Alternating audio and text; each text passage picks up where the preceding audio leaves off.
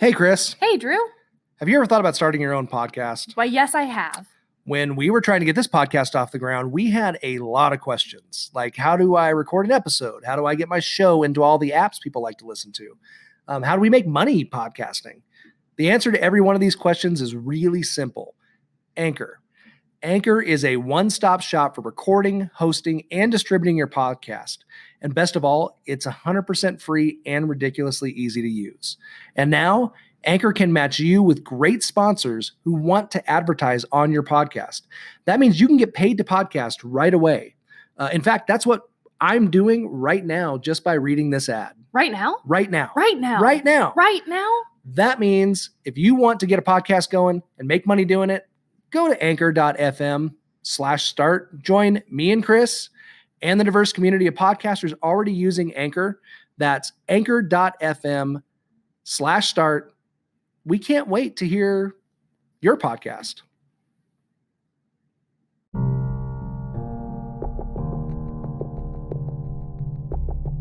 What makes you afraid?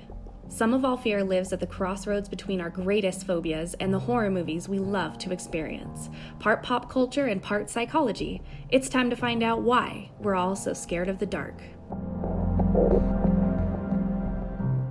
It's good stuff. So, Do your thing. Do your thing, boo. But then the best part of that was so the next day I had a slight hangover, and I had to give the baseball parent meeting to two different teams, my youngest ones and my oldest kids' baseball teams. So I'm standing there in front of like 12 kids and their parents, with probably sweating whiskey out of my pores. Like a little league coach should, right? I mean, just tell them that you have a bourbon cologne on. That's Bad News Bear style right there. Oh, it is. I should have probably had a cigarette hanging out of my mouth. No, I like it. Get after it. Get that dart. Yeah. So welcome, some of All Fear podcast listeners. Hi, Feardos. The Feardos. I hope you're tuning in. We have a really fun episode today. I'm super duper excited. This movie makes my cheeks and my side ache, and just I love it, and I love this phobia. I find it so interesting and all of the folklore surrounding it. This is just a really fascinating thing to explore, the world of cats and fear as it relates to cats. Yeah. So we have Ailurophobia,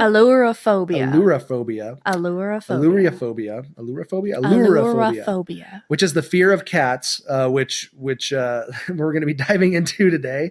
And I honestly, and we have Sleepwalkers coming up, Stephen King, Mick Garris movie that I think I watched it 5-6 times this week. It will blow I rewatched it multiple mind. times just because I had to, in order to get everything out of this movie. I had to keep milking it, man. This movie is jam packed.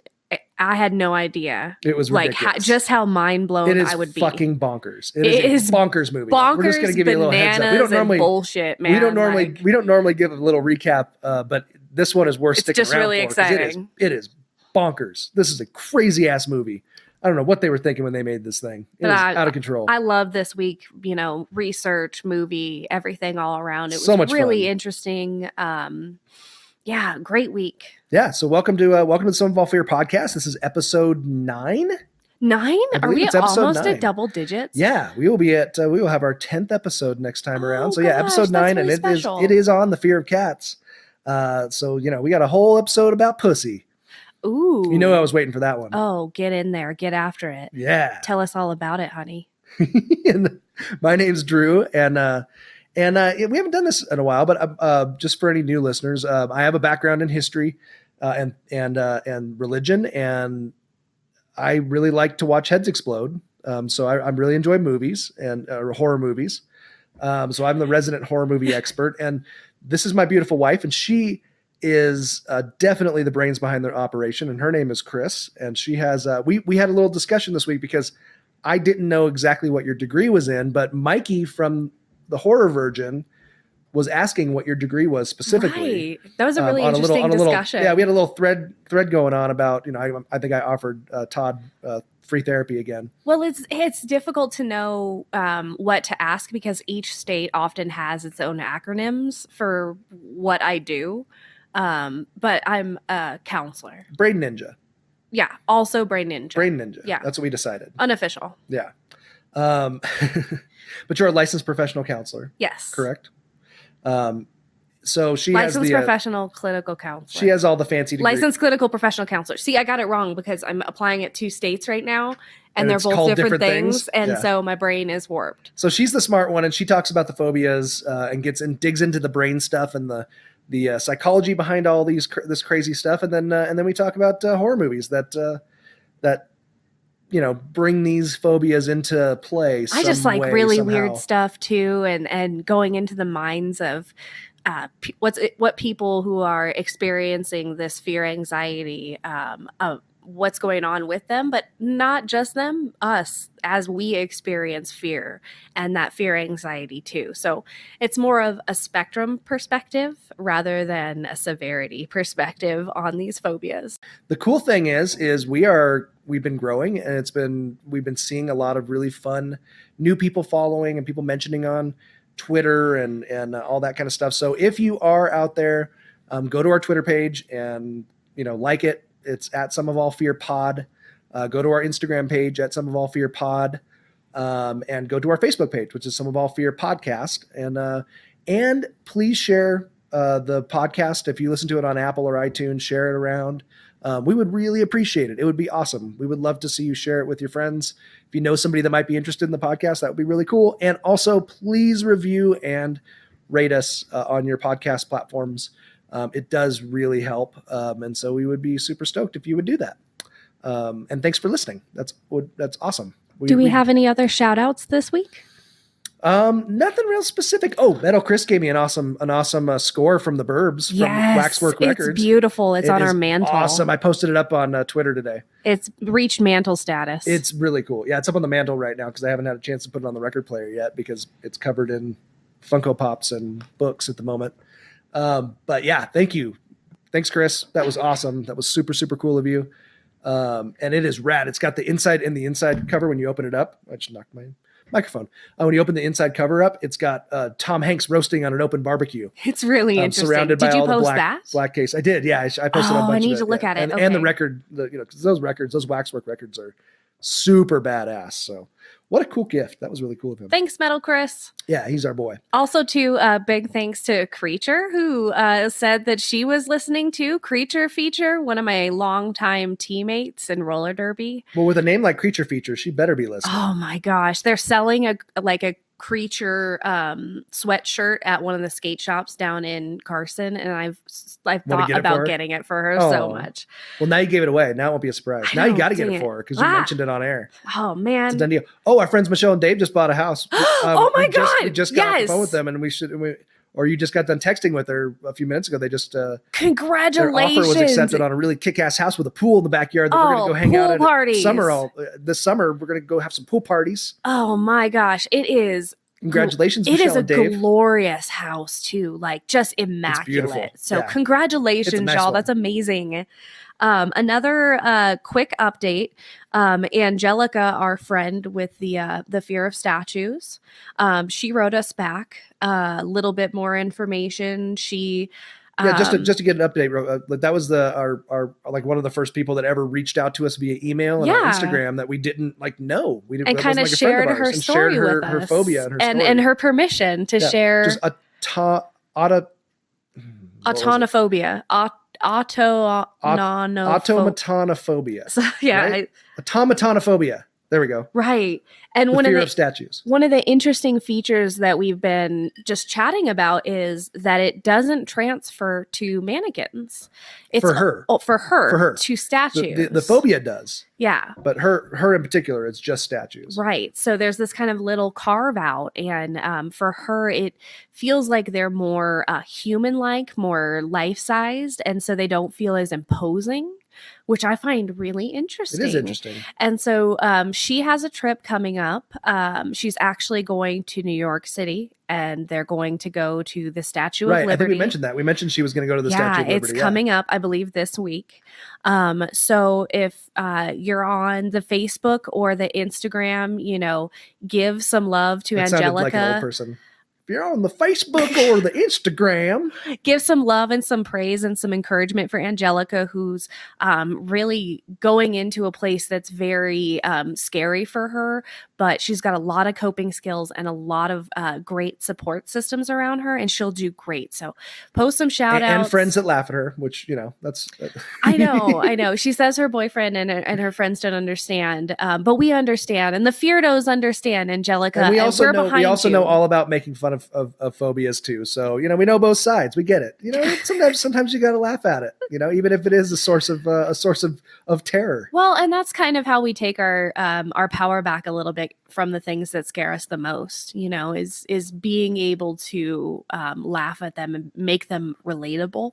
Absolutely. Kind of bring them down to your level. So, you know, all the power to you, Angelica. We're rooting for you. I promise I'll write you back. It's just been crazy lately. So hang tight there.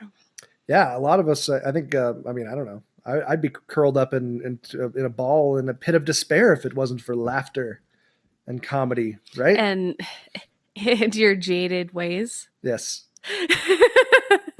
So let's get into my you know, I don't despise this game anymore, considering that, you know, now I'm a winner. Oh my gosh. I'm a winner, not a loser anymore. I can't believe that happened still. I'm a little shell shocked. I actually got one right. So, you know, let's bring this shit on. I'm gonna start busting out this what the fear stuff. No problem. Became a little bit more crafty after this because I'm on to you, Shattuck. Yeah. So I'm on to you. Are you ready then? I'm ready. All right.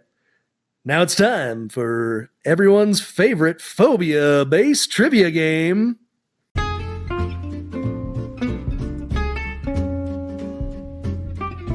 What the fear? You say it now. What the fear? There you go. Okay, you have to say it like that. All right, I'm feeling it this week.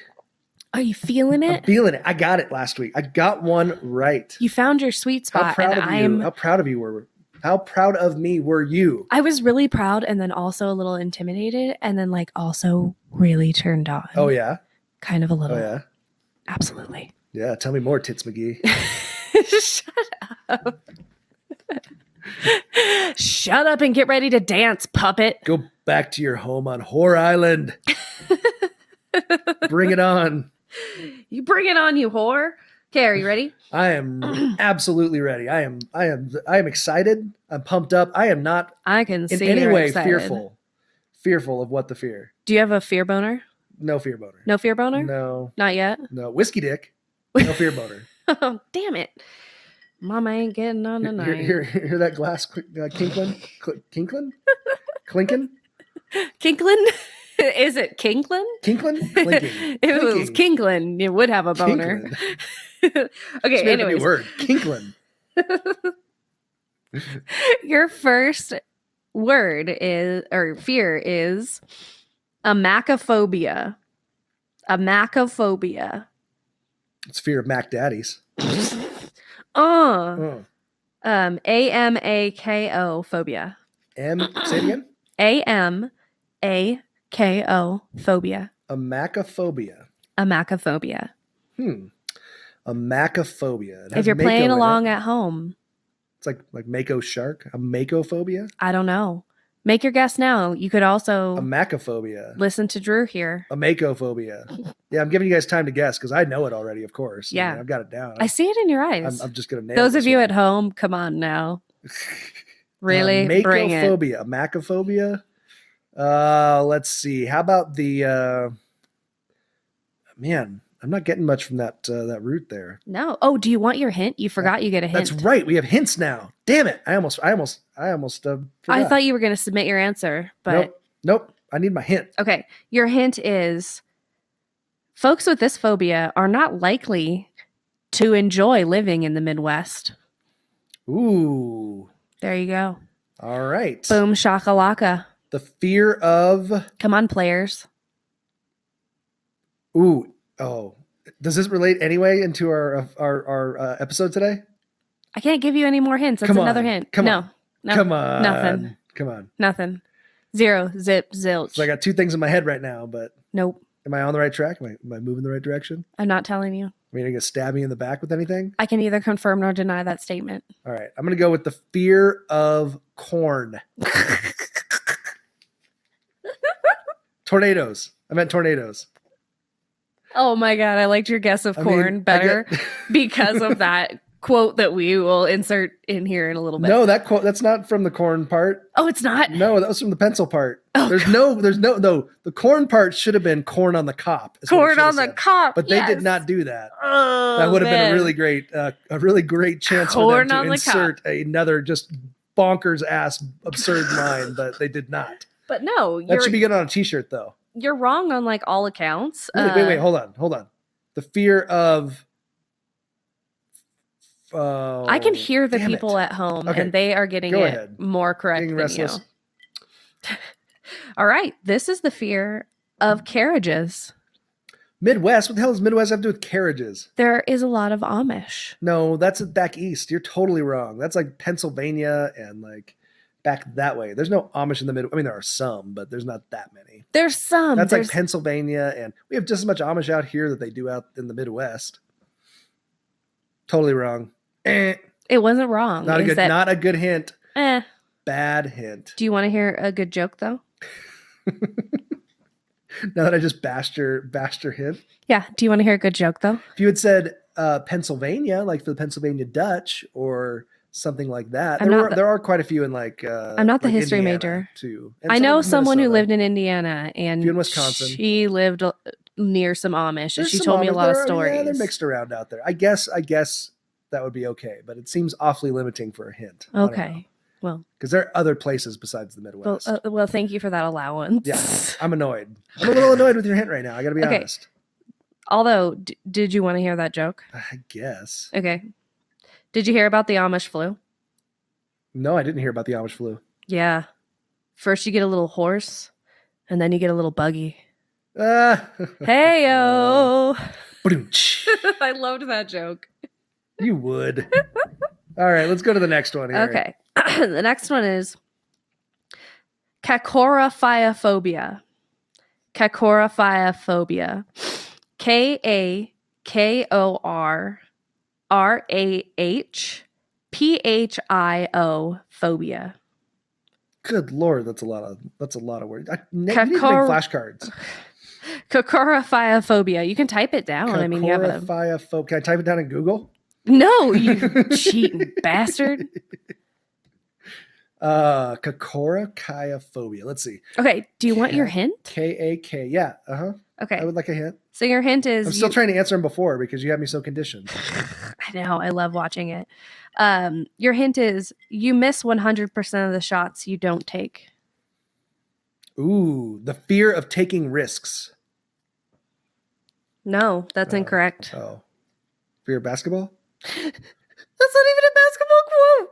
I don't know. That's a Gretzky quote. The shots you don't take? That's a Gretzky quote? Ferda. I don't think so. Ferda. I don't think so. Ferda. Snipe Sally, bro. Wheel snipe Sally, bro. Maybe like everybody has is it the fear of hockey? No. Oh. So what is the fear of? This is the fear of failure that maybe everybody has a slight bit of in their 20s. The fear of failure. Fear of failure. Well, I would say everybody has a slight bit of that their entire life. Yeah. Most people. Yeah, we can all relate to that. I would say so. It's a popular hypnotic treatment regimen for the fear of an intense fear of failure. Really? Yeah. Yeah. So being hypnotized helps you to be more confident. Is that what you're telling me? It can give you skills that help you overcome the anxiety associated with your fear. And with that come, better thinking skills and rationalizing skills and creativity instead of that anxiety response kind of overtaking. What about hypnotizing people? Because that David Copperfield seems like a cocky asshole. That's all I'm saying. I still think that he is It's already over. So The Masked Singer's already it's over. been That's right. over for like oh a my week. gosh. We just haven't watched the episode I need yet. to Google the spoilers. Yeah, I still no. think it was David Copperfield underneath that. I thought you said it was Neil Patrick Harris. Or Neil Patrick Harris. I can't decide. Yeah. I'm so mixed up. All right, so I'm 0 for 2. I'm still confident though. Yes, I do not have coracophobia. Cacorophobia. I do not have a fear of failure. I'm going into this next one with the utmost of you fail confidence. with such grace and poise. I'm trying to. You really do. I'm working on it. You lean into it. I'm going to try to not be so self-deprecating in this. What the fear. I think that some of the most successful. Lacey told me that she thought that I should be more upbeat about the episode, about the game show here. About our phobia-based trivia game. So you're faking it. Yeah. We saw Lacey and Wayne. This my too. gosh, that was so much fun. Yeah, Wayne's the guy who gave me the first microphone that we talked about last time. The one you're currently using. Yeah, and I'm glad that we have better audio. We got a lot of good compliments this week about the audio. So a ton. That's a good thing. So thanks everyone. Yeah. So what's the next one? Okay, your last one is hypogeophobia. HYPEGIA phobia. And your hint is everyone you want to punch on Facebook who posts something annoying might struggle with this. They might struggle with it? Yeah. The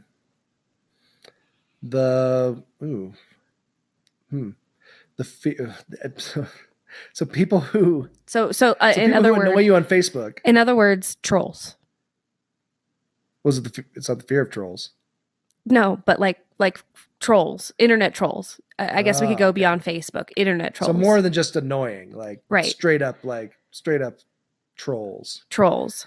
That's a better way to put it. Well, since most of those guys are like in their basements of their mom's house, I would suspect that's like the fear of women or of the outside world or of, holding down a real job. Oh, you're so close. You're so warm. Am I getting warm? You're so warm with that. The fear of... Keep going. The fear of... Keep going. Oh, you're almost there. Oh, God. Wait a minute. We're going to need to stop recording right now? I'm getting excited. Pause. No. I don't know. What is it? That's I feel like I'm getting close. I was so excited. The fear that you were so of the outside of the air or no. It's the fear of accountability or responsibilities. Ooh. I like what you did with that. Right? I like it. So they yeah. Trolls. So it's guys in their mom's basement. Trolls. They say that because you can't punch them in the fucking face. Yeah. I thought they lived under bridges. They might do that too, but why would they have internet under bridges? I don't know. I just assumed there was a whole network of them under bridges that had Wi-Fi. Well, I mean, in Las Vegas, there's the underground tunnels, but those are actually really dangerous and probably don't get good reception. They probably don't. Yeah, like some parts of Vegas, you don't get like 1G. You're a G. Your mom's a G. Oh, all right. I went 0 for 3 again, but that's okay. I'm going to come back next week. I'm still proud of you. I'm going to stay positive. I'm going to stay positive. I'm going to keep my energy level up for what the fear. Because what you say really try your hard history. Next time. Use your narrative as a positive for the future. I am. There you go. It's good reframing. This is just a chance to pick myself up again. Good. See, exactly. People who fail are the most successful. So fail early and fail often. We're gonna dive now into my favorite animal in the entire world. Meow. My favorite animal.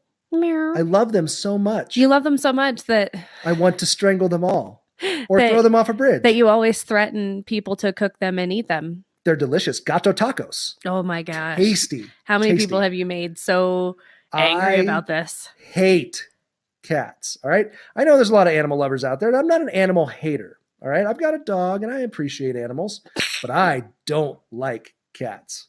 I am not a fan. So with that being said, let's dive into our phobia for today.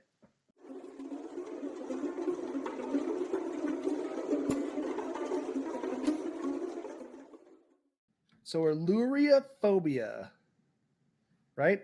Ailurophobia. Ailurophobia. Can you spell it for me, please? AILURO phobia. Can you use it in a sentence, please? Ailurophobia. I don't have ailurophobia. I just hate cats. And that's an important distinction to make. It is. I am not afraid. You're not afraid of them because they should be afraid of me. I had 2 of them when we first living together. Cats have druophobia. They do. I love it. No, you're kind of like, the skinwalkers. A little bit. Are you ready? Are you ready for the Sleepwalkers? Sleepwalkers. Sorry, I'm sorry. Skinwalker Ranch from. I was listening to the last podcast on the left. They're doing Skinwalker Ranch right now. I'm sorry.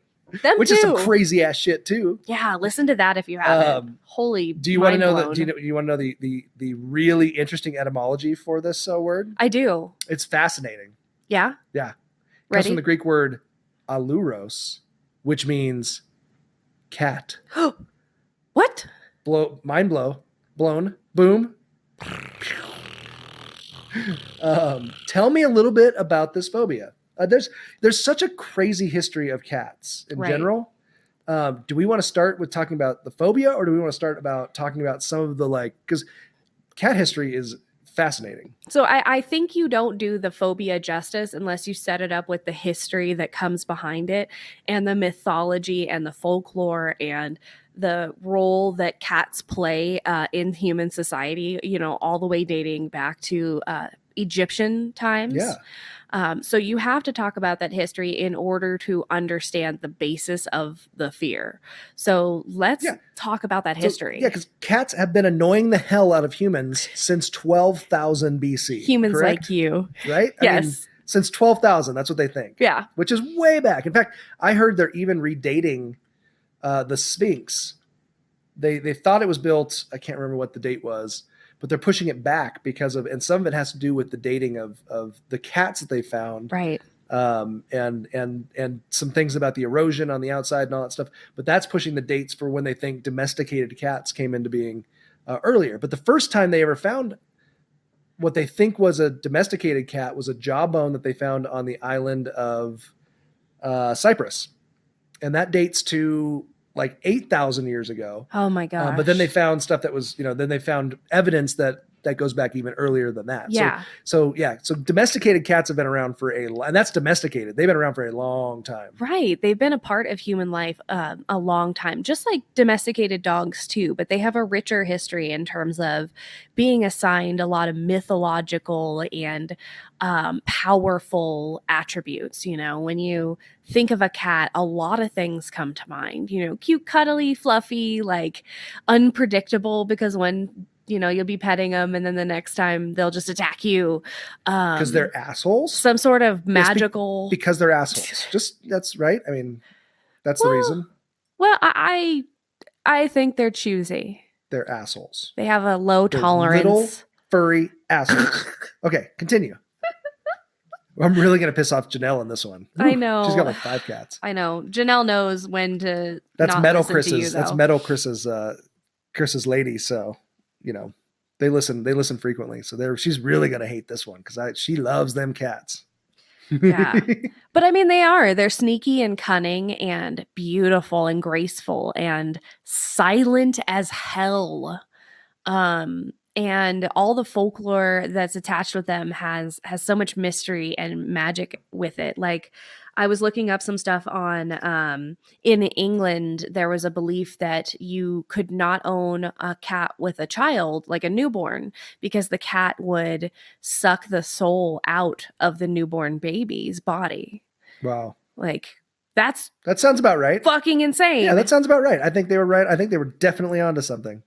Did you know the Pilgrims couldn't even bring cats? So when the Pilgrims came over, if you were found with a cat, I don't know if it was just a cat or a black cat, you could be executed. Why? Because they associated it with witches. So that's where a lot of witchcraft. That witchcraft. Everybody knows that witchcraft, is a huge spot in cat folklore. Yeah, specifically black cats, that whole black cat mythology and stuff, for sure. Right. And that, they speculate has a lot to do with, the darkness, mystery, shape-shifting folklores, the witches would actually turn into cats. Yeah. That was one of the absolutely common things, which we've seen in movies before. And we've stuff. seen in movies, and we've seen in across cultures, like in the Viking folklore, the goddess Freya, who was the one that taught Odin everything that he knew. Great Odin's beard. Great Odin's raven. So what was was there a beard one too? I think there was a beard one too. I think there's a couple of them. But who she was kind of like the head of love and sorcery and death in the god world. And she had a carriage that was drawn by specifically 2 house cats because of how much power they had and how much influence they had. And in Iceland, something called the Jólakaturin, or the Yule cat. I have a feeling that might have been pronounced improperly.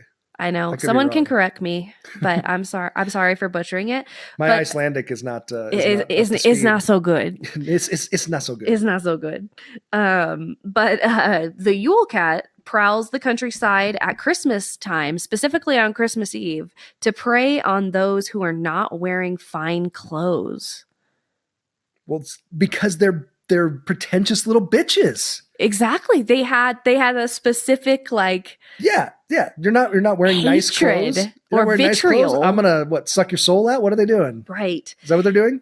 Yep. They're sucking the soul out? They kill you. Because you're not wearing nice clothes. Yeah. That sounds like something a cat would do. That's super snotty, right? Yeah. Yeah. It would probably push you off of a bridge or something, because it always cats That's always why like we to push stuff we need off. to get to them before they get to us. Wait, hold on a second though. Don't you have a little history with cats?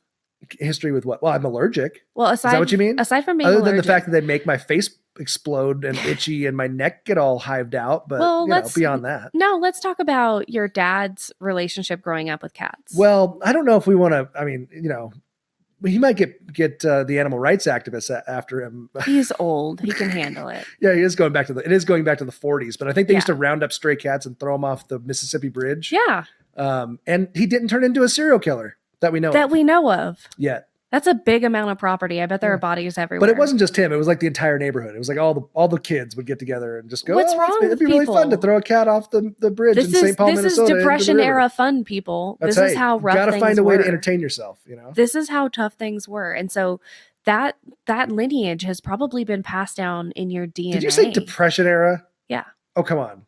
1940. That was the 40s. The Depression was in the 20s. I know, but he grew up in that era it was post-Depression. The 40s were things were where hopping. His parents were raising children of the Depression. Well, it was World War II area. Exactly. So they were definitely there was definitely a lot of rationing and booyah, all kinds of stuff. So, but it was post-Depression. Not a history major, am I? But you get what I'm saying. When I say something psychologically wrong, you correct me. I do. Okay. Another thing too is that a lot of famous figures are afraid of cats. Well, let's go into the phobia a little bit. Why don't we talk about the phobia first before we talked a little. There's a little bit of history and background there, but there is a specific phobia of cats, like a real phobia where people are genuinely like our other phobias. They definitely have it definitely goes beyond me, who just, would like to see them all gone, and somebody who just doesn't really like them. There are people who genuinely fear them. Right. And genuinely, when they do fear them, they fear them obviously on a scale, like most fears are experienced, and the phobic fears are the most severe. And with those most severe cases, they just try true avoidance of the images of cats, true avoidance of really anything related to cats, which if you live in the right spot is not a difficult thing to do. I don't know, really. I mean, there is 90 million cats in the US alone. Yeah, that's true. 90 million. 34% of households in America have a cat. Well, you don't necessarily have to go in somewhere that has a cat, though. I'm thinking like just out in general population. That's like a third almost. That's a lot of cats. Actually, it's more than a third. Yeah, that's a lot of cats. Most people need to spay and neuter too. Yeah. Listen to our Price is Right host. I remember that from my childhood sick at home Bob Barker. from school days. Bob Barker tells us that we need to spay and neuter our cats and then drop them off a bridge. I'm pretty sure that's what he said. I don't remember. I was homesick from school, so I might have forgotten a little bit. You were a little bit hazy with fever. Yeah, between Let's Make a Deal and Price is Right, I may not have gotten the spay and neuter message quite accurate, but I'm pretty sure that's what he said. Yeah, you're working on it. But with regards to case studies or folks that express an experience of this, they generally just try pure avoidance. If they absolutely cannot avoid a cat, what they try to do is ignore it, which you think like generally that would be the response that would make something not want to pay attention to you. Don't look at it, don't put your body language towards it, etc. But with cats, folks who like cats tend to make a lot of eye contact with cats and gesturing motions. And if you've ever met a cat, they're just like, meh. Yeah. When you do that. Because they don't give a shit. They don't care. Right. Because they're terrible little creatures. Right.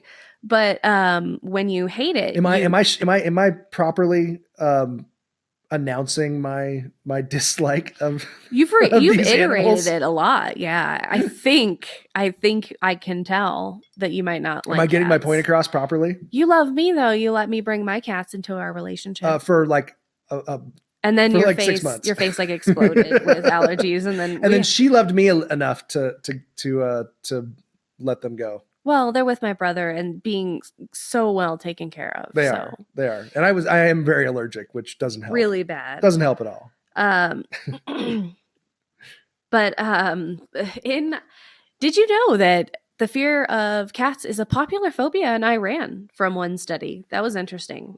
Any particular reason? Was there any reason why that particular place? It might be based on different cultural variables, but they didn't specifically study any other cultures in this study. It was mostly a study of what people fear in Iran. And that was a really high one. And that was one of the top 10 fears in Iran. Huh.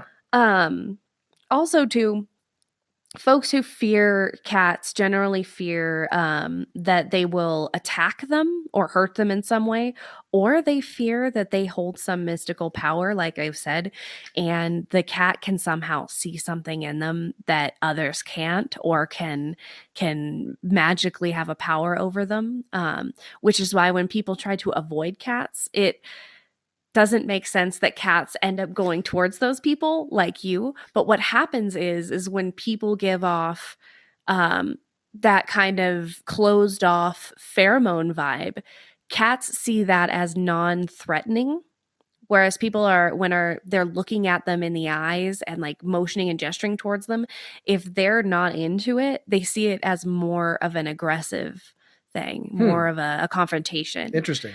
So if you hate them and you act like you hate them, they'll actually gravitate more towards you. Well, I've always joked about that because they always find you and that's true of dogs too. It seems like dogs always kind of go straight to you. If you're not a big dog person, they jump on you first. They do. So there's something in our pheromones and our body language. Wasn't there something in cat poop that you were talking about? That sucks in people? That was a really interesting fact. So there's a protozoa, Toxoplasma gondii.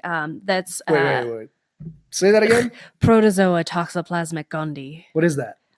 It's basically like a protozoa that is in cat feces, and studies that they've done with rats, they've extracted this protozoa and then injected it into mice brains and rat brains, and then found that the rats were significantly less fearful of cats after having been injected with this protozoa than without it, which basically means that cats potentially produce something that makes you less, or makes them less fear inducing to you, to their prey, their prey. So they're out there.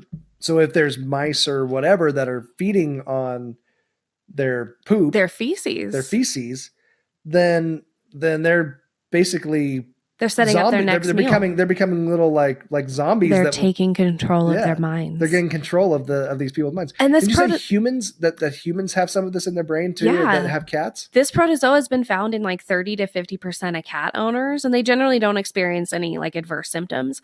Except for being like, I love that cat. Look at that cat. Oh, he's so cute. Look at him play with that side little effects ball of include fucking old cat yarn. lady syndrome. No, there's none of that. Yeah, why do you think that these old cat ladies end up being old cat ladies? So It's because they're around cat poop all the time, and these cats have made them into mush-brained little cat zombies. But what's really interesting is that folks who are pregnant are not advised to really manage the litter box of cats because of this toxoplasmosis within their fecal matter. It can affect the brains of their young ones. Does this not tell you anything? I mean, come on, guys. I'm just saying, cat zombies, mush brain cat zombies. That's what you're all turning into. Do you want to know what else cats do that's really interesting? So cats, how they'll try and like rub up on you and rub their head and their back and their butt and like all that stuff. And we're like, oh my God, it's so cute. They love me. What they're actually doing is rubbing their scent all over you and marking you as theirs. And then when they leave you, you'll notice that they will generally bathe themselves very thoroughly. To wipe you off of them? They're actually wiping you off of them so that Why does that not surprise me? So that you will not transfer onto the next thing that and not get their scent out as territory with. I see the fascination with these animals, but everything you're telling me just goes right in line with how I feel, cat attitudes are. So this all fits. This all fits. It fits scientifically and experientially. And I found some interesting case studies and information on celebrities or famous folks who experience a fear of cats too. So in one case study in 1902, there was a case of a woman who swore she could sense the presence of cats without ever seeing or hearing or having any indication that they were nearby. She just could physically feel them. It actually prompted a study that had controls for things like asthma and sound and things like that. Never really produced like significant evidence, but some people could generally kind of feel when cats were in their presence. Almost like you could feel when you can feel somebody staring at you. And you said there were some celebrities that you found that had this? Yes. There's some big celebrities, and I wanted to ask you what you thought. Had a fear of cats or just want to throw them across the room? Various. I mean, I would never do that. Various degrees. In public? They range from you to Hitler. So various degrees. Wait, Hitler had a fear of cats? He did. He had a big fear of cats, and so did Mussolini. So what are you saying? I feel like you're judging me here. I feel like you're telling me. So these guys actually had a fear of cats, though, like genuine fear. They grossly despised cats and never had them around. Would kill them on sight. Well, if they can peer into your soul, I guess I can see it. I mean, maybe that's why I don't like cats. Maybe I just don't like the way they look at me. Shakespeare hated cats. Interesting. So did Alexander the Great, Julius Caesar. I'm seeing a real theme here. Right? Genghis Khan.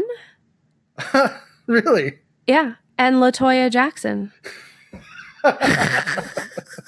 You like that last one, don't you? Hitler, Mussolini, Genghis Khan, Alexander the Great, and LaToya Jackson. Hey, she's right up all there. of the great leaders. She's right up there. All of the great leaders. All the great leaders. Throughout, but I mean, I wouldn't call Hitler a great leader, but I suppose great in a certain term. But I mean, why do notorious, famous? What's your theory on why some of these really powerful, particularly men, are so afraid of cats? And let me preface it by telling you a little story about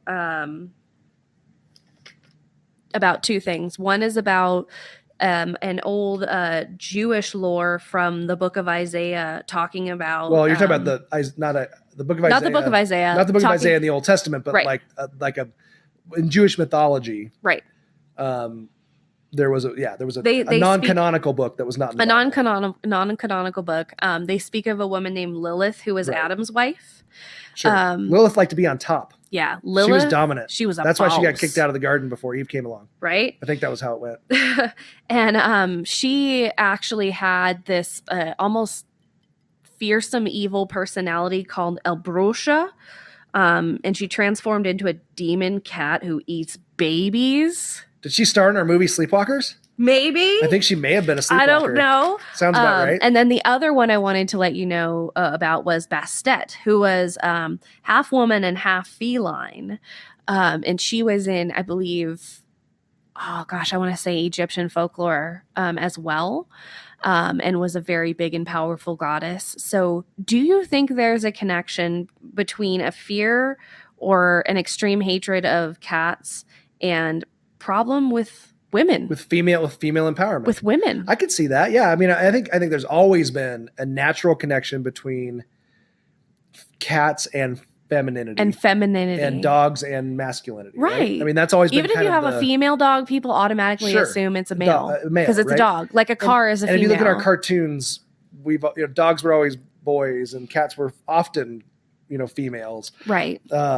There's just something that kind of naturally, shows up in that. So Witches, I think there's females. There's definitely, I would definitely think there's something to that for sure, especially with these, with these leaders, these male leaders and stuff that you're talking about. I could certainly see that. I want to shout out to Ginger Juggernaut. She sent me an article. And we were chatting back and forth about She's this a upcoming cat lover too, isn't she? She has a great little cat who is so adorable. It's so cute. And she sent me a great article, and we were talking a little bit about that as a possibility. I can see that for sure. Powerful men having difficulty with women or having a difficult history with women in their lives, and associated cats with femininity or powerful womanhood, or just like this mysterious feminine power that could see through all their fucked up bullshit. Sure. Right to the core of them. So you didn't mention any females that had that phobia though. Did you write any down? LaToya. LaToya is Jackson. a female. That's right. That's right.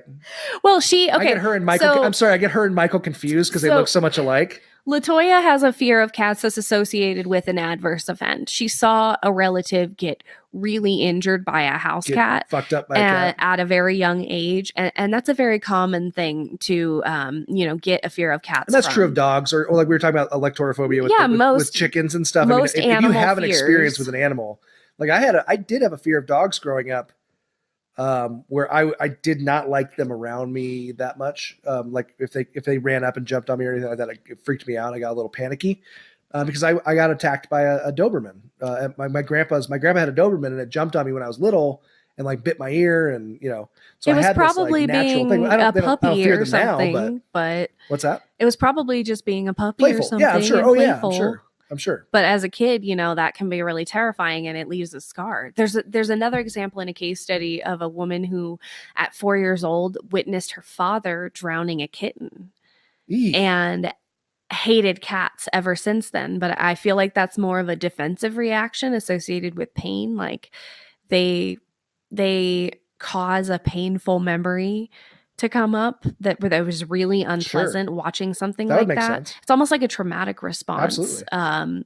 That's a fear related to. So just really, really fascinating to find out all the people and the things that could be behind this, and the folklore that goes back thousands of years. And well, yeah, I mean, I think the whole witch familiar thing is really interesting. I think as far as horror stuff goes too, we see these cats pop up all the time, even in pop culture. Right? Sabrina the Teenage Witch. Yeah, absolutely. So my dad, before we get into, because we'll transition into movies Hocus here. Pocus. We'll talk about some of those here real quick before we get into our feature presentation, because I'm not going to do an honorable mention where we really break it down. We'll just talk about a few examples because we have to give all of our energy, full attention to Sleepwalkers. Sleepwalkers requires your full attention. It is so worthwhile. Be here, be now. But my dad, we always laughed at my dad about being a big cat hater, because he was kind of like me. So I guess I came by that naturally.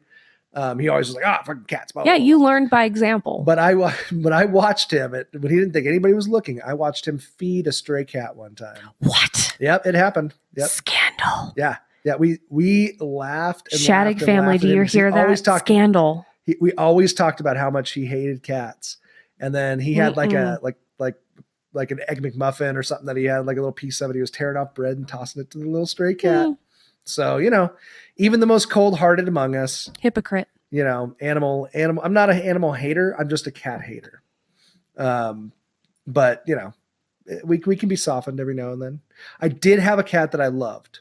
You did.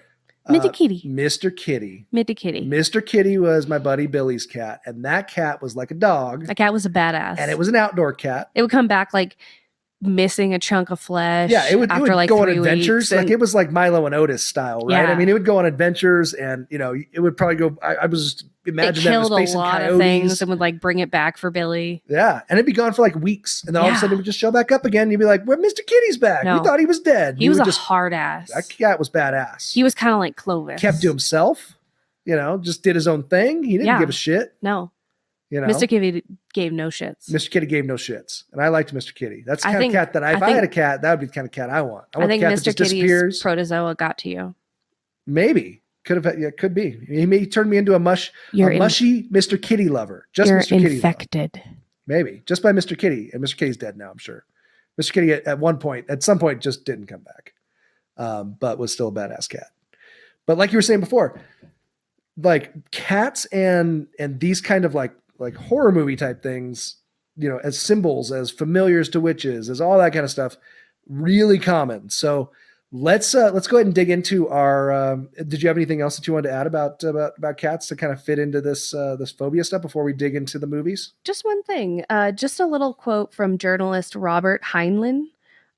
He said, "How you behave towards cats here below determines your status in heaven." Psh, I do not believe that one bit. Good luck, Jack. Don't believe that one bit. No. I just thought that was an interesting He's quote. Wrong. Wrong. You're wrong. You're wrong. Well, alrighty then. I don't agree with that. I don't believe my eternal damnation or salvation hinders upon my treatment of cats. I don't either, and I didn't see his theological proof of that. I don't think there's any theological proof there. I just thought it was a fun quote. I'd have to dig into that. I don't think so. But let's dig into some movies. Let's talk about some cat movies. We'll toss around a few in this week's honorable mentions. So we're talking horror movie cats. Yeah, these are pussies that even you could fall in love with. Oh, damn. How long did it take to come up with that? Like the last 5 seconds. Liar. You've been working on that all week. Maybe. We got pussies galore. Pussies galore. Shelling out pussy here. We are going to have a very short honorable mention this week because we have to dig into our feature presentation very quickly. Damn good. Because there was just literally so much. I think I have like 4 pages of notes just on our movie alone. Yeah. Get ready to take this one, folks. I did want to mention some famous pussies. We want to give you all the pussy you can handle. All the pussy you can handle. Yeah.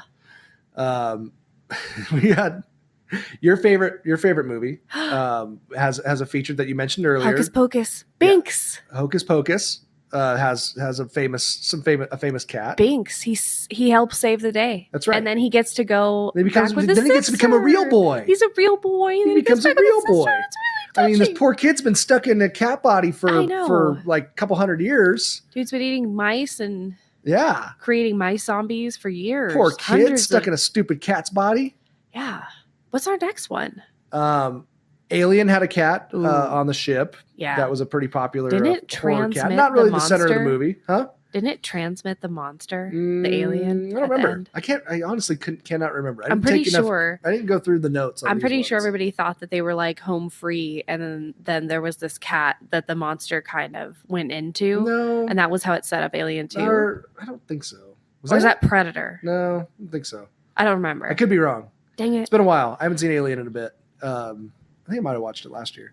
But Pet Cemetery we talked about before. Yeah. A couple episodes ago when we were talking about cemeteries. That's a lot of pussy there too. There was a bunch of cat stuff in there, obviously. They made themselves into a zombie cat. That was kind of a little punk ass. More of a punk ass than a normal cat. But the one that I would have picked if I had to have picked an honorable mention for this episode, I would have picked Reanimator. Yeah. Because Reanimator is just a freaking another great bonkers movie, that the Stuart Gordon movie that is just fantastic. If you haven't watched Reanimator, you need to, as a horror fan, it is absolutely at the top of the list of movies that you need to go see. What role does a cat need play to in that see, one? need to, and honestly, I think it's free on a lot of apps right now too. I noticed, and Bride of Reanimator, and there's a lot of great sequels. But the cat, you watched Reanimator with me. Yeah, but tell the listeners what role the cat plays. So the cat was, when he was doing his experiments, he was trying to reanimate dead bodies, and so he kills like his girlfriend's cat or his roommate's girlfriend's cat, I think.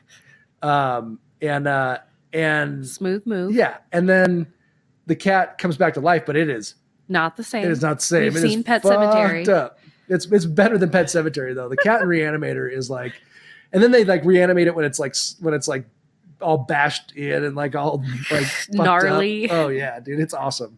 So that would be my honorable mention for this one is I like Reanimator, that because the cat scenes in that are super fun, graphic. Definitely not the center of the movie, but there's a good section of reanimated really cat stuff, which is really cool. And there's obviously Stephen King's always had kind of a thing for cats. I don't know what his deal is, but Cat's Eye, which had Drew Barrymore in it, which I don't think I've ever seen. Whoa! But it's like it's like 1985. It's another mid 80s Stephen King one that I need to track down one of these days. Do you think it's as watch. Brilliant as I don't think Sleepwalkers? There's no fucking possible way in hell that it is as good as our feature presentation today. And so I'm not even going to mess around. All right. We're just going right into it. We are just going to go right into our feature presentation. And now our feature presentation.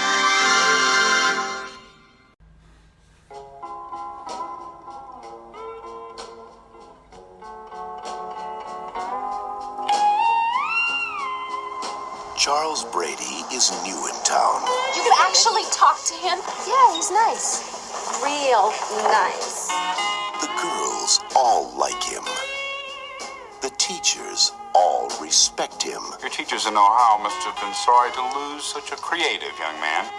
The parents all trust him. He's utterly charming. But nobody really knows him. Like his mother.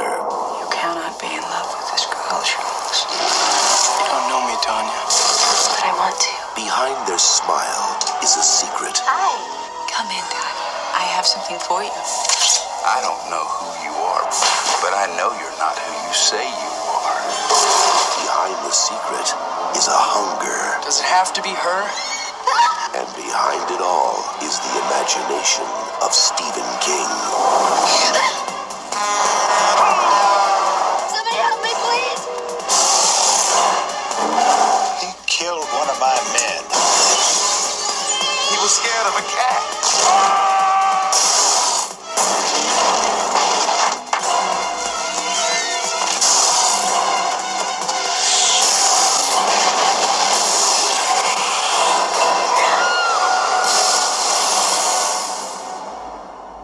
Stephen King's Sleepwalkers.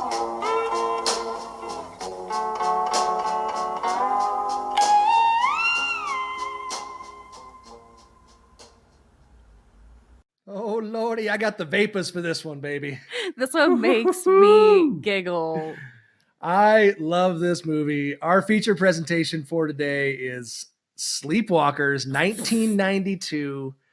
Mick Garris directed, Stephen King original screenplay. Incepted. Original screenplay written. This movie is just, I've said bonkers like 6 times already. We haven't gotten into the episode. It's bananas. It is off the freaking wall, man. Bananas. It is nutty. It is nutty. a masterpiece. Here comes Johnny with Pecker in his hand. No, no, no, no, no, no. That's my favorite. I want that to be your alarm. There's going to be, there are clips that are going to end up being my ringtone, my text message alert. I mean, you name it. You can pull it out of this episode. This movie. It is a freaking crazy movie. I had never seen it before. So this was another one that, I wouldn't say it's quite like Pet Sematary where people are going to be like, you haven't seen Sleepwalkers? Because there's a good reason why a lot of people probably haven't seen Sleepwalkers, because it's freaking bonkers. Well, yeah, it was, Stephen King's first attempt at a screen. I don't even know if it was his first attempt or not, to be honest. I mean, I could be wrong. At a screenplay only and not. As far as I know, it was, but I don't know that that's true or not. Well, I actually didn't. I just know that it was an original screenplay. It wasn't based on one of his books. It might have been his first one.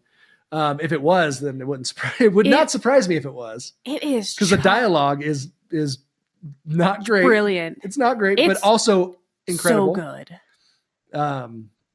Yeah, this movie is fan-freaking-tastic. From the moment it starts, you're just like, what is this Tom fuckery? Yes. Yeah. And it's cats from beginning to end too. So there is this isn't a stretch to make this our feature presentation. No, this is about cats. And make this entire episode and pretty about much cats' relationships with cats and cat people. And cat people and Thundercats. And cat people's relationships. Like some sort of naked Thundercat people. Like naked mole rat thunder people. Yeah, naked Thundercats. That's what I'm calling them from now on. That's my reference for them. It's like if somebody took Thundercats and made stripped them down and then burned them. It melted them a little bit.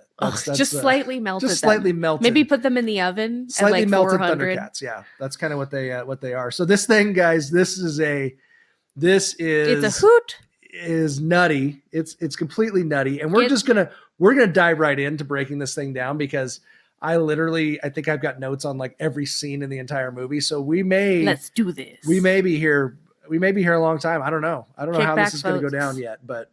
And there's so many Easter eggs and stuff in the middle of these in this movie it's too. So fun, and there's so many cameos, little Easter eggs. It's backgrounds brilliant. On all the actors. I mean, all the actors. I'm like, wait a minute, like I know that guy or I know that person. So like, listen to us and then go and watch that, and it makes it even better. So we start out this movie with Sheriff Luke Skywalker. Yeah, who looks oddly as old as he looks today. Yeah, he looks about the same. Yeah. Well, I don't know about that. I mean, now he's got that big beard. He's been in all the new Star Wars movies. He's starting to look his age a little bit. Know. He's almost 70. I just realized. You could tell that his acting has gotten better though. Yeah. So so Mark Hamill is in the very first scene. This thing comes right out of the box and just kicks you right in the balls. Like we got Bodega Bay, California. Don't act like you don't like it. A nice reference too, because Bodega Bay is where they did The Birds and a bunch of other. So The Birds is interesting because it's another animal movie. So you've got like a little little homage to horror past by making the first scene in Bodega Bay, California, which is where these sheriffs stumble upon this house where cat lovers are not going to be very happy about the first scene, because Mark Hamill walks up to the house, and says an amazing line. Yeah, and he walks up to this house. He sees all these cats hanging, and Sheriff, what do you think happened? I don't know, but somebody sure doesn't like cats. So yeah, the people that live here didn't like cats. There's cats hanging everywhere. They are hanging from the trees. Something happened all over the place. It was like Meowschwitz. It's like Meowschwitz in there. So we start off with just a bang, right? So we find out that whoever lived at this place, and they mention the names in the first scene. So it's Mary and Charles Brady. They were the last residents, and they left. Folks. It's empty now, but they took off. So they're not there anymore. And apparently they were not too fond of cats. Mm-mm. So then we meet the next scene where we meet this Charles and Mary Brady, and we by the looks of it, you'd think blonde-haired, blue-eyed couple. You would think they were probably a cute little couple. Yeah, I mean, they Adorable. seemed very in love. They were like dancing in the kitchen. Yeah, he immediately turns on. So this I call it the Richie song, but the Santo and Johnny song "Sleepwalk." Richie from La Bamba is playing, and they start dancing. They're slow dancing. It's very sensual. It's very nice. Until you realize they're mother and son. Oh my gosh. It's incest. It's so incest. Ew, I don't want to touch it. I don't want to touch it. Yeah, mom and son. Forever unclean. Mom and son are forever unclean. La la la la la la. Now I don't want to watch this movie. They are super duper close to each other, to say the least. Incest Thundercats. I don't like this anymore, Mommy. Incest Thundercats, which is I heard coming to Adult Swim. Coming to Adult Swim soon. Yeah, we just pitched it. We think it's going down great. So they're dancing to this Sleepwalk song, and then we see him pick her up and like head to the bedroom. So they're getting ready to go bang. They're gonna go. Mom and son are gonna go. They're gonna do some banging. No. Yep. So it starts off just about as creepy as you can get, right? Why are mom and son banging? Well, we'll fight. We don't even know that they're Thundercats yet at this point. We don't even know. Well, I don't even know that we ever really find out why they're banging. I think they're just because they're like. Anyways. Well, they're probably like ancient beings, and they're like, oh, everybody we've ever met has died except for us. So now we're kind of keep the line alive. But they were really in love. They were not. They weren't just like oh, we got to keep humanity going. No, they were into it. Yeah. They were very into themselves. They were into it. Like, whoa. Like, y'all are going to have to pay me to unpack that shit. So then flash to, we find out that, throughout the movie that Charles needs to go out and find himself a girlfriend, to bring home to Mama, which we don't really. Why can't she hunt on her own? I don't know. We haven't figured that out yet. Fucking gold digger. Yeah. It turns out Charles needs to bring home a virgin, to his mom, to feed off of her soul, which we don't really know yet, but that's how throughout the movie we kind of get this storyline where he's got to bring home a virgin soul back home to Mama. So he goes out and he meets this, and originally you think this is a nice little teen, other than the fact that we just watched him take his mom upstairs to go bang.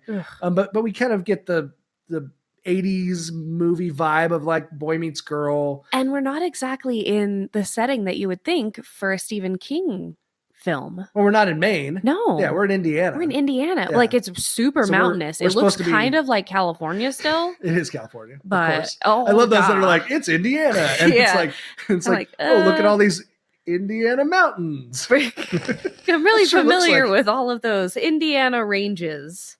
That sure looks like the canyon just outside of Los Angeles. Weird. So we meet this girl that he's supposedly falling for here in his new town, because they just moved to town, and her name's Tanya Robertson. And Tanya Robertson, by the way, is played by Machen Amick, who was born in like a few miles from here. Sparks, Nevada. Yeah, Sparks, Nevada. Yeah. Which I did not know. And she is also smoking hot, by the way. And if you would like to see more of Machen, check out Dream Lover, which came out like a year after this movie did. And you get to see a whole lot of her. You're so bad. It's very impressive. Celebrity nudity is a pastime of mine. She's very, very beautiful. She is super hot. And she's now she's still very, very attractive. And she's in Riverdale.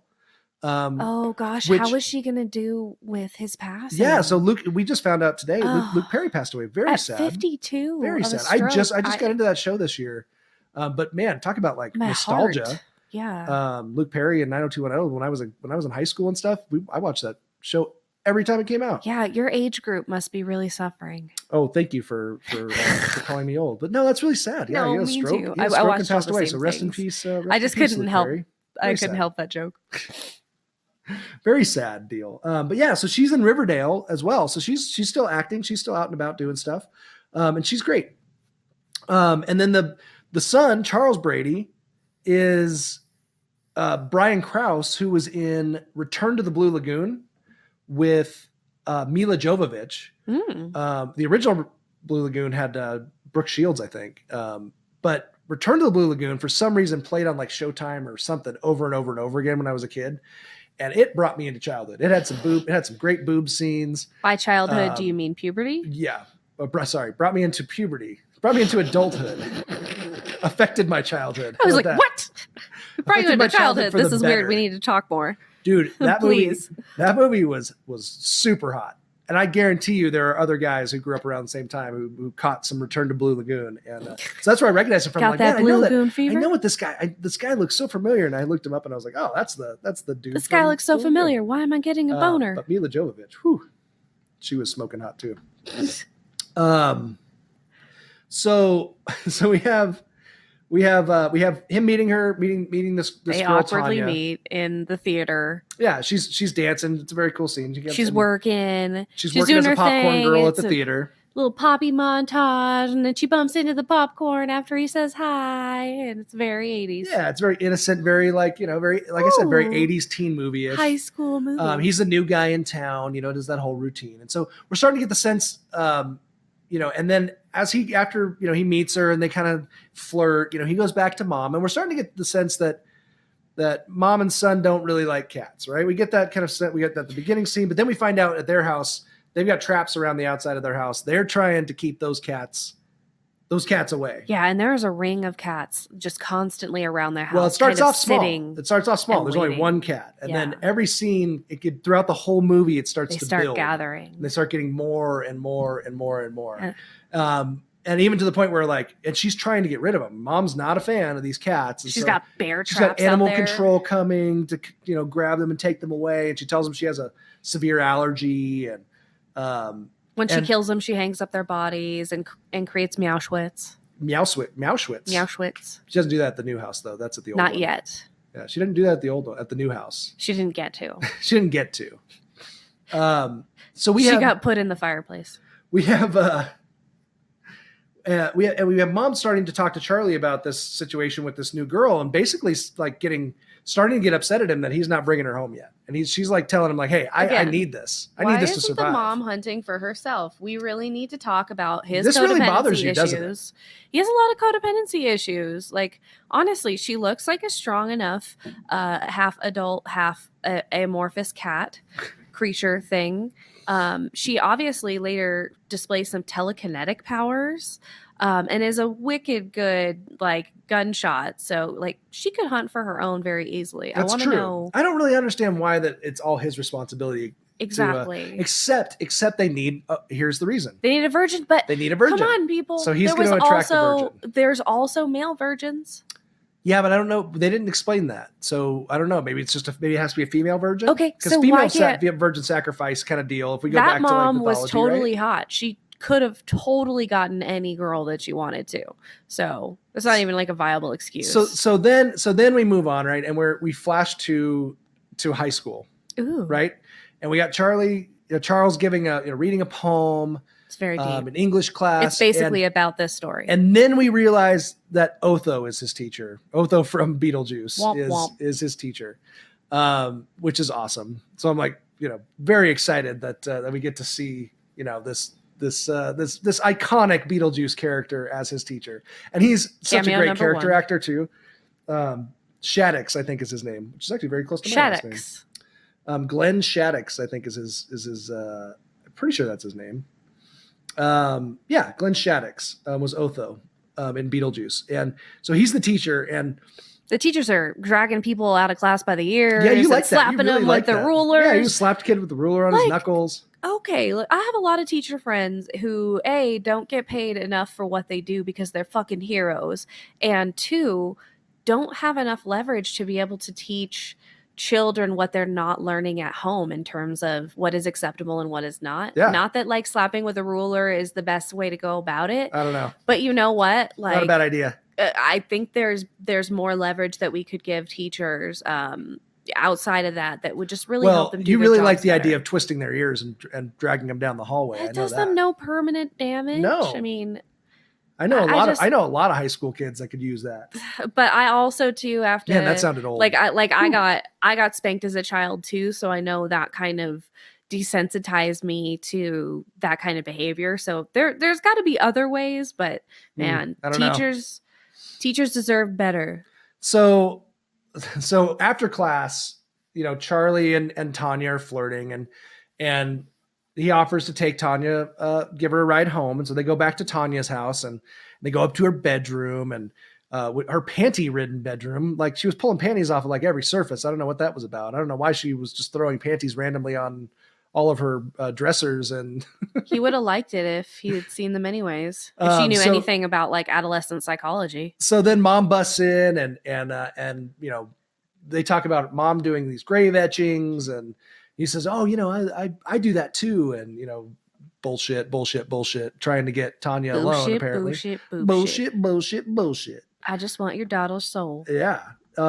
So and then he heads out of Tanya's house, and he's cruising down the road in this sick ass blue Trans Am, which that's the Easter egg from It, Yeah. the new It, the remake, the recent one, part 1 of It, that came out has that same blue Trans Am. There you go. I was thinking of that the other day because I had seen it. I'm glad you found that. That was the Easter egg that was in the bugging new me. one from Sleepwalkers. Was they drive around the blue Trans Am, the badass. exact model, like everything, paint job, everything. It's the car.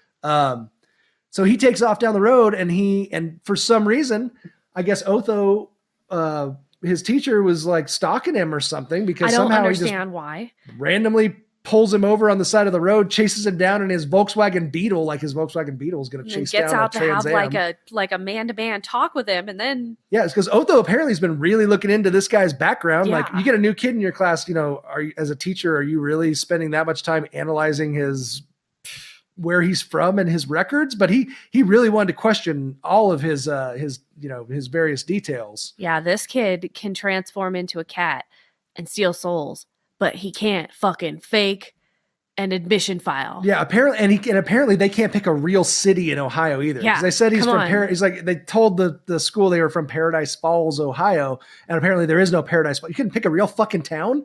You guys are really bad at Yeah, this. you guys suck at this. That's a theme that I want to bring up throughout this whole thing, is that mom and son, if they're Really trying to suck at hide this thing that they are, which is that they're these weird, They're supposed to be extinct. Maybe it's because naked they're Thundercats? fucking idiots.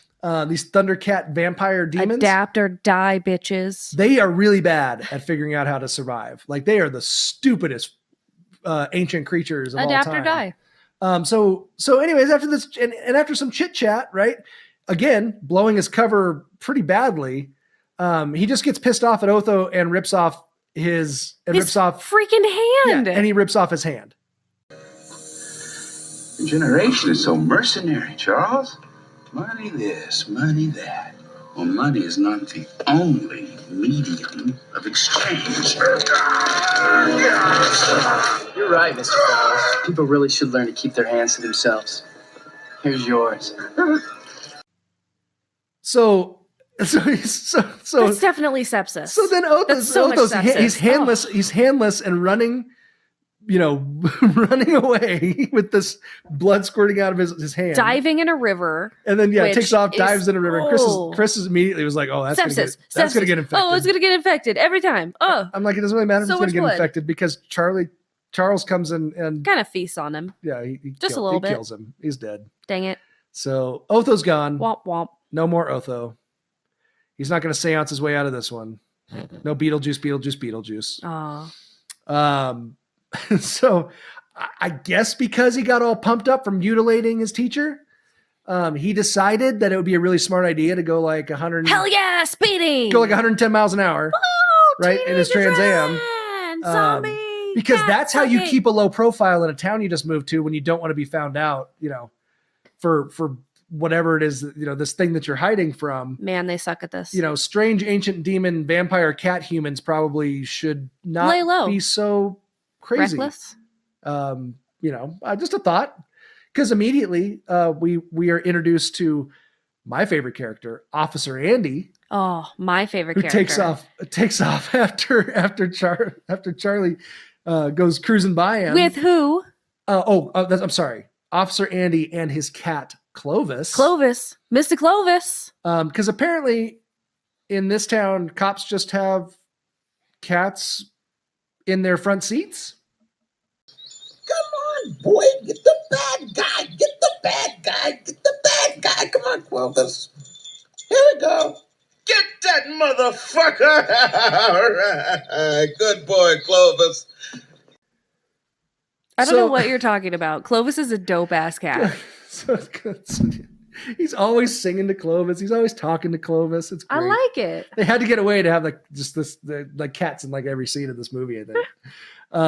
So the cop takes off after Charles and he's chasing him, pulls up next to him, and we get to see like early CGI morphing in effect when the cat peeks out the window and Charlie sees the cat, and we kind of see the couple it through side by the side. cat's eyes. They're chasing down the road, right?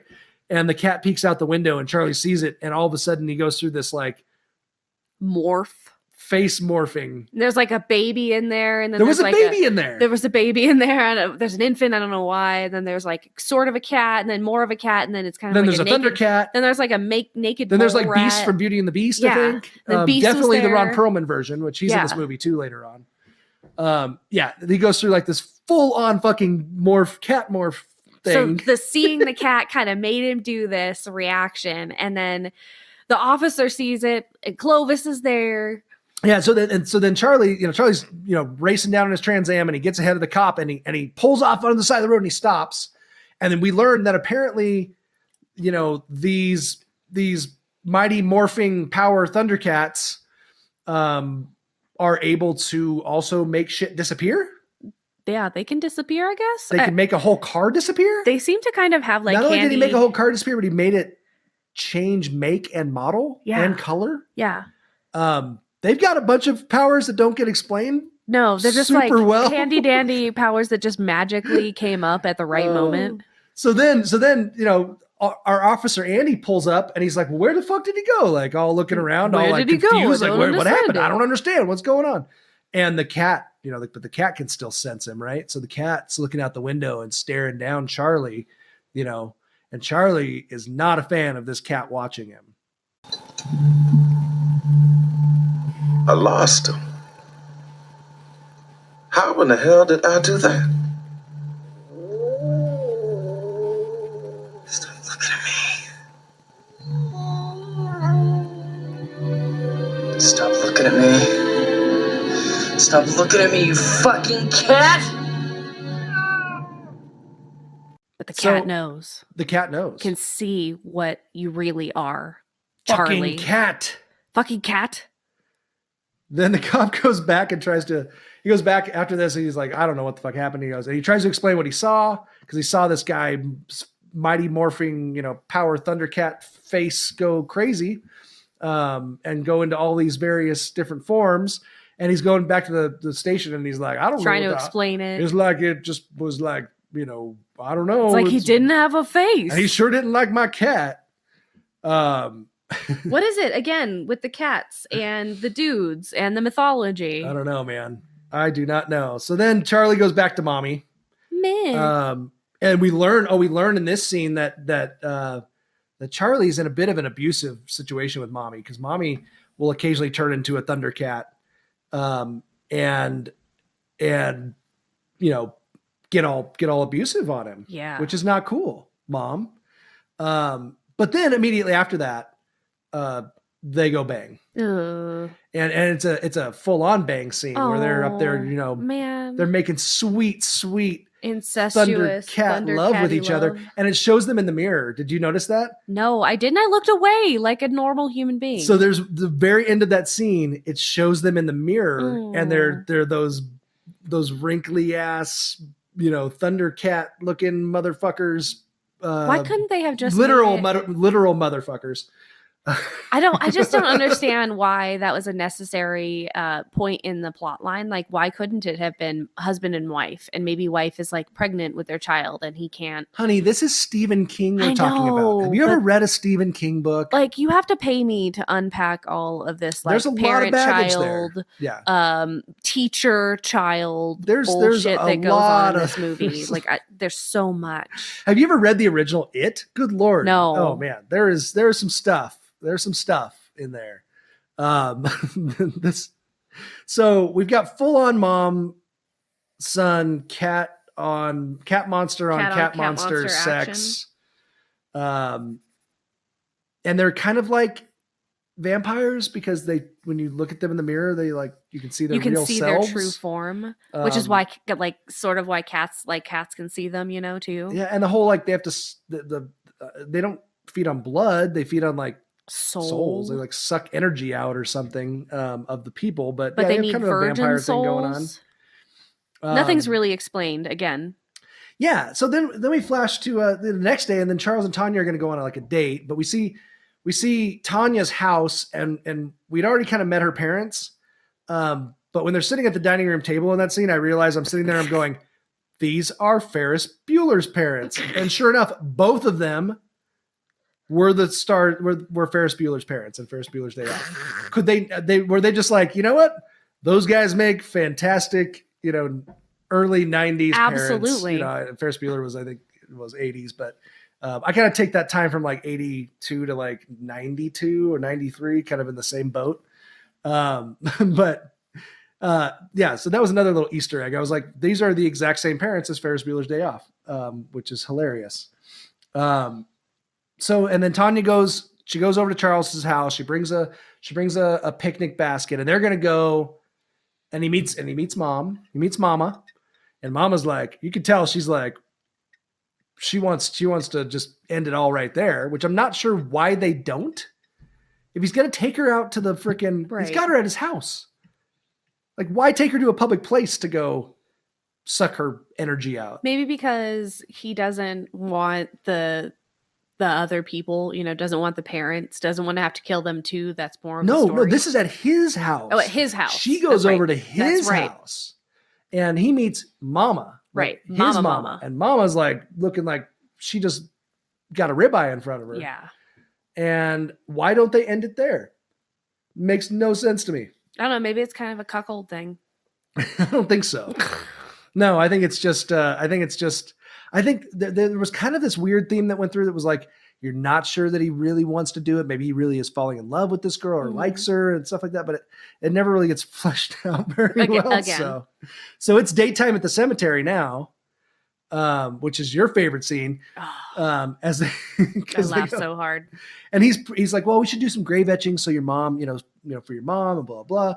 And there's this like real teen sexual angst going on. It gets very like kind of traditional, right? They're kind of you can tell they're kind of falling for each other, and they go roll down a hill and they fall on top of each other, and there's some making out. Roll into hay. Yeah. So, and then till he starts to suck her soul out and shapeshift. He goes full frat boy douchebag, right? I mean, what? Like full frat boy douchebag. No means no, Charles. Yeah. Charles then just, so then she bashes his head in with a freaking camera.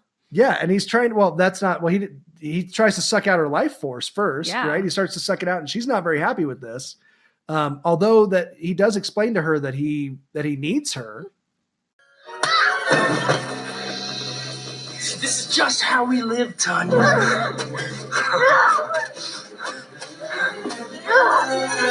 Tanya doesn't have to hurt. Don't you get it, Tanya? I need you. I need you to live. So I need you to live. So that's your favorite. That's your favorite line. I wrote it down in my notes to make sure that you recorded Don't it. You see, Tanya? I need you to live. I need you to live. That whole scene is just fucking nuts. And then it just keeps getting this. And this movie just gets freaking crazy. Like it starts off crazy and just keeps going. Well, that's not entirely true. It starts off crazy, and then there's like a weird, boring break, and then it's like crazy for 5 minutes, and then another boring break. True. Or more settled break, and then like weird as all get out. It just keeps going, man. It just keeps giving it to you. So she gets away from him in the cemetery, right? She runs out of the cemetery, and she's got blood coming out of, she's got blood on her from bashing him in the head, and our favorite cop, old Officer Andy, is cruising down the road, and this clip is literally my favorite clip in the entire movie, hands down. No doubt about it. That's our new morning alarm. Yeah, this is going to be my ringtone on my phone. Yep. Though, I think so. Yeah, Officer Andy's cruising down, and he's just chatting it up with his old cat Clovis in the passenger seat. Hey Clovis, what's up? You catching a nap? Hey, there comes Johnny with his pecker in his hand. He's a one-ball man, and he's off to the rodeo. Here comes Johnny with a pecker in his hand. off to the rodeo. Oh my gosh. It's just brilliant. Just the best fucking thing ever. Best ever. Like, what the hell? Why the hell? Stephen King, did you write that into your script? He Mick did. Garris, did you insert it? I mean, what is going on there? here? Mick Garris, Officer answer. Andy, did you improvise it? Because if you did, you're my favorite actor in the genius. entire world. Genius. Officer Andy. Just fucking amazing.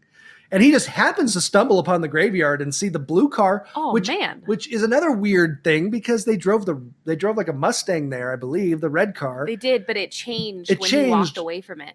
Was that what it was? He got too far away? He walked away and he wasn't able to keep it red anymore. So again, they're the dumbest freaking hiders ever. If they were going to go if they're trying to be inconspicuous, they really And this suck. is like the lover's lane too. Yeah. That they're going to. So it's like a populated area. So Officer Andy's talking to Tanya, and our boy, our freaking cat boy, walks up behind him, stabs him in the head with a pencil. Which, where the hell was that last week? Man, that would have been so good. I kept talking about I wanted a good pencil scene in the Ailurophobia ear too. Ailurophobia, the fear of sharp objects. I really wanted a pencil scene. Yeah, and this was a good one.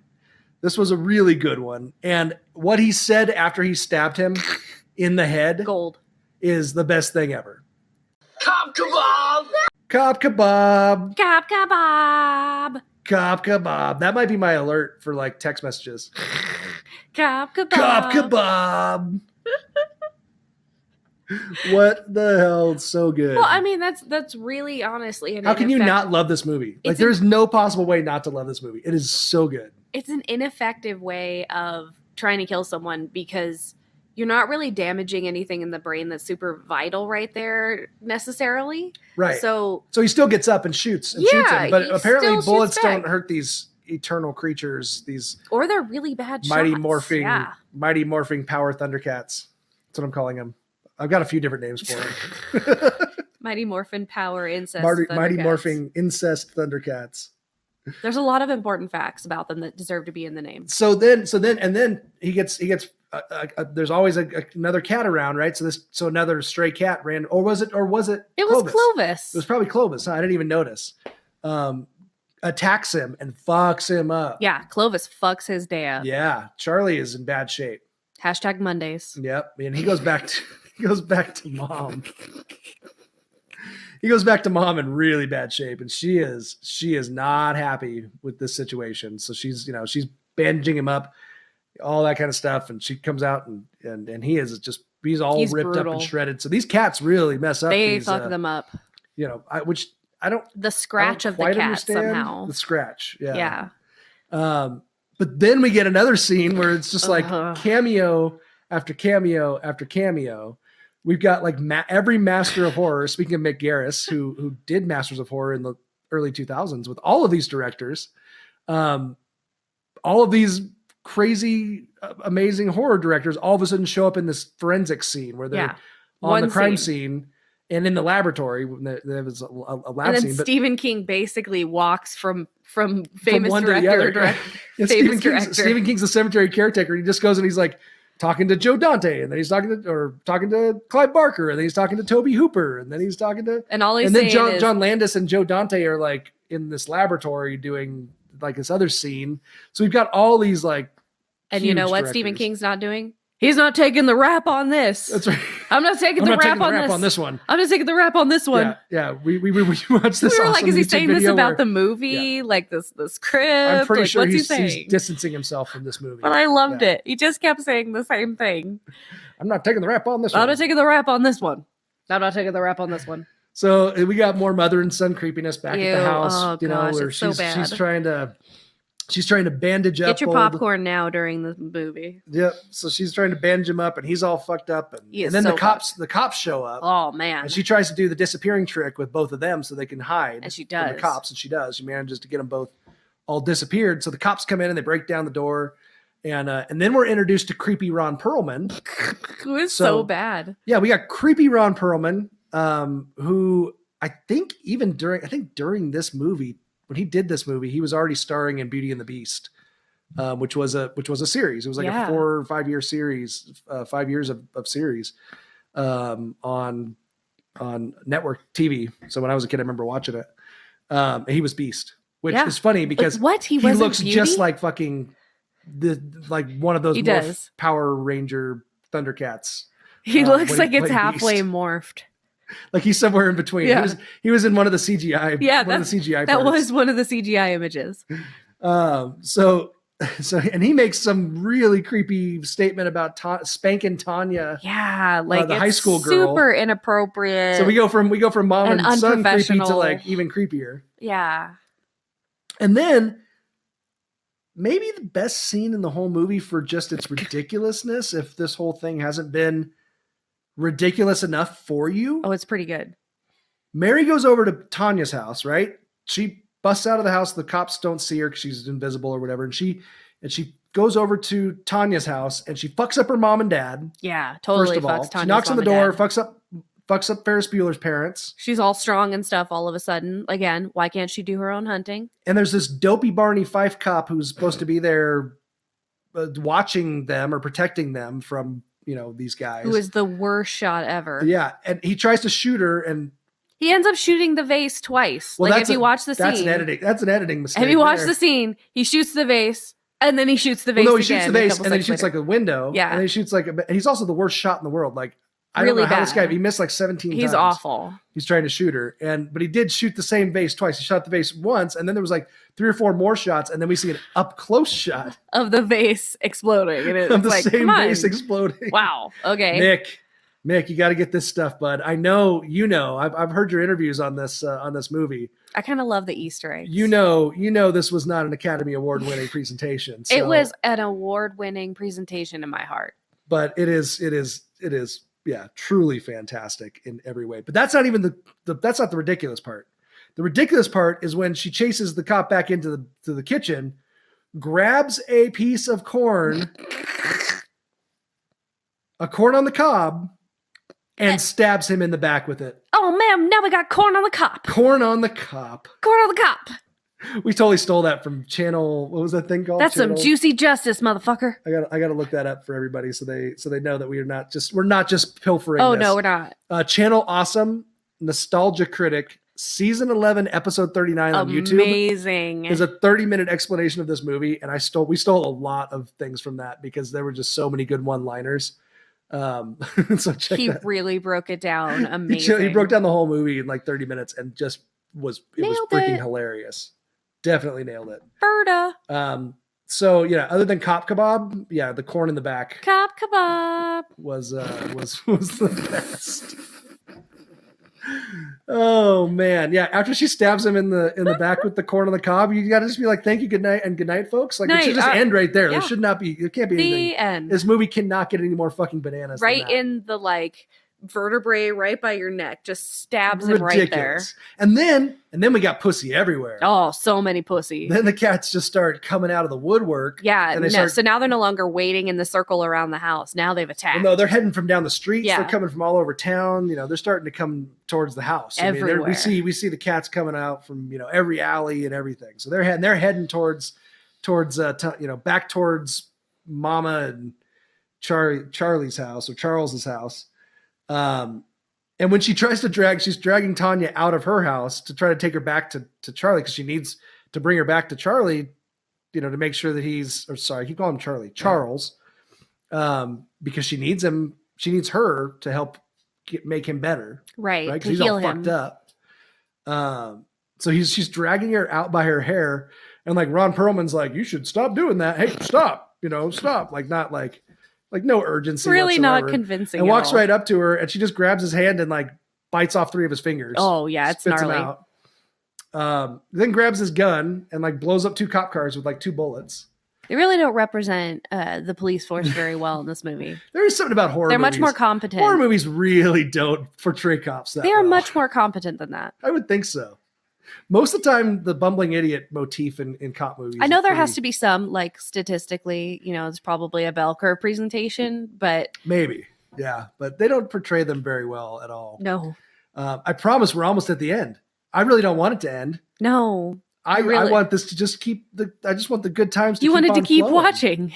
But she ends up taking Tanya back to her house, and then the cops bust in, and right before Tanya, there's the whole Tanya dance scene too. I forgot about that. Well, she brings Tanya back and then is like, all dramatically, basically like, look at my son, he's dead, and I think he just needs a little dancing. You should dance with him. And so then she obviously now like magically, she's like, he's dead. Yeah, magically she has the ability of telekinesis, and so starts playing the creepy pew pew. Yeah, starts playing Santo and Johnny's Sleepwalk again, and then animates his like limp body with her telekinesis and forces him, the almost lifeless Charles, to dance with her character. And then he kind of comes back to life, and he's getting ready to suck the soul out of her again. And the cops bust in, and then I don't know if it was Clovis again. Maybe it was Clovis. It was Clovis. Clovis came to the rescue because Clovis fucking punched out a window was that upstairs. Clovis that punched out the window? Dude, Clovis is a badass ninja. Yeah. He fucking punched out a window. I'm pretty sure cats don't punch out windows. No. Like, I'm pretty sure that doesn't happen. And this cat just punched right through the window, no problem. Is the Mr. Kitty of this movie. Yeah. Well, here comes Johnny with a pecker in his hand. And so after the cat gets on mom like kicks the cat away, and somehow they get outside and they're tussling with the cops again, or the one cop, maybe only been one left, maybe there's two, I don't remember. But anyways, still trying. Tanya is running away, and then mom gets attacked by like a whole horde of cats, right? She becomes the ultimate cat lady. And apparently cat scratches make scratch fever. Make mighty morphing power Thundercats burst into flames, which I didn't know. That's a thing. I'm not a doctor, but it's cat scratch fever. Yeah, I think that's what it is. Yeah, cat scratch fever. I think it's only something that that these mutant demon vampire cat people are susceptible to. Half cat, half people are apparently susceptible to. So she bursts into flames. Haha, cat lady. So I guess at that point we got Tanya sitting in the car, and Clovis hops up, and I guess Tanya lives happily ever after, I guess.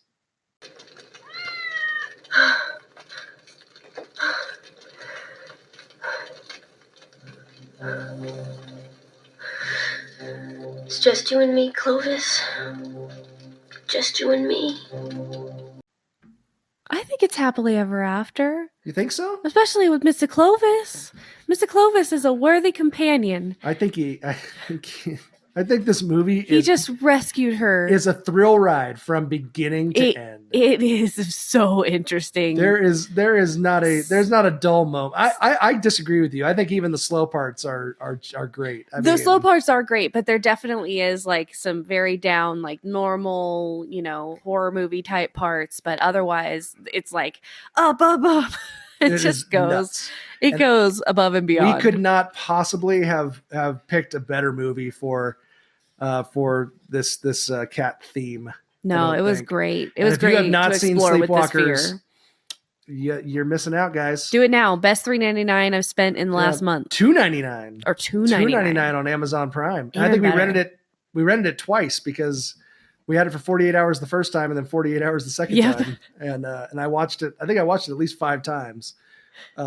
It is. You were waking me up in the middle of it, like in the middle of the night. You're like, "Oh my god!" And I you love this actually movie. watched the whole. Oh my thing god, all I the way love this through. movie. I did by yourself. By myself. I was out the other night. Yeah. You watched it all the way through and took notes and everything. Mm-hmm. I was impressed. I did because it was Lacey so said you need to entertaining. start watching the movies more. Well, and I agree. understand that criticism, and I'm taking it very seriously and to heart. So I hope it shows in this episode that I really did watch with intention. I like it.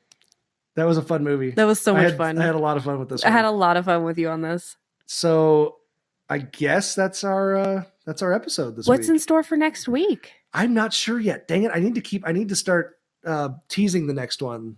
I forgot to look. We forgot to decide on outline because we have. I know I need to, but I was so excited about this movie that I didn't even get to like a conclusion at all because I was throwing all this other stuff into the mix. But we need to decide because we have a big list now. We do a master list. Yeah, we're not going to go through every single one of them. Some of them are super weird.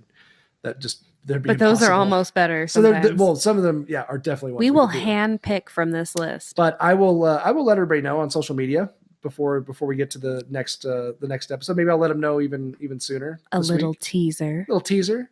You always get your sexual teaser voice on at the end. A little teaser.